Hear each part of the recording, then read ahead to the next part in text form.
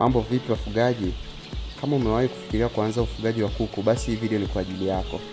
Kuna mambo machache ya kuzingatia kabla hujaanza biashara yako ya ufugaji wa kuku. Hapa nitakuelezea mambo manne ya kuzingatia ili ufugaji wako wa kuku uwe mrahisi. La kwanza kabisa ni wateja wako na soko lako. Kabla hujaanza, jiulize ni unawalenga wateja wa aina gani? Je, unalenga kuuza mayai au nyama zako za kuku kwa migahawa, baa, mashuleni, majumbani au wauza maduka? Kuelewa wateja wako kutakusaidia kujua ni aina gani ya kuku ufuge, na pia itakusaidia kupanga uzalishe kiasi gani kulingana na mahitaji ya soko.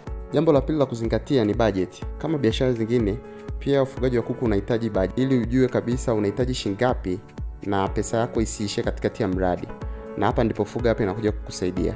Kupitia Fuga App unaweza kujua kwa usahihi unahitaji kiasi gani na unahitaji nini kabla kuanza ufugaji wako wa kuku, ili pesa zako zisiishe katikati ya mradi.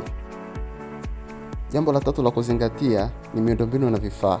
Kabla hujaanza ufugaji wako wa kuku, hakikisha unajua unahitaji banda la aina gani ili kuanza ufugaji wako wa kuku.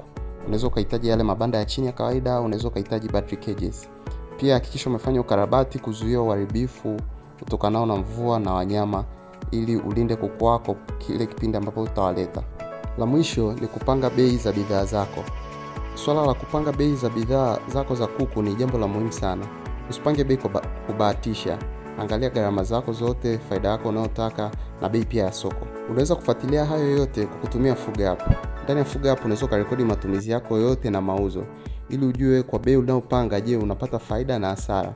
Pia ukirekodi matumizi inakuonyesha ni gharama gani umetumia kwa kuzalisha bidhaa hiyo moja. Pakua Fuga App leo Play Store, uanze safari yako ufugaji kiurahisi na kisasa zaidi.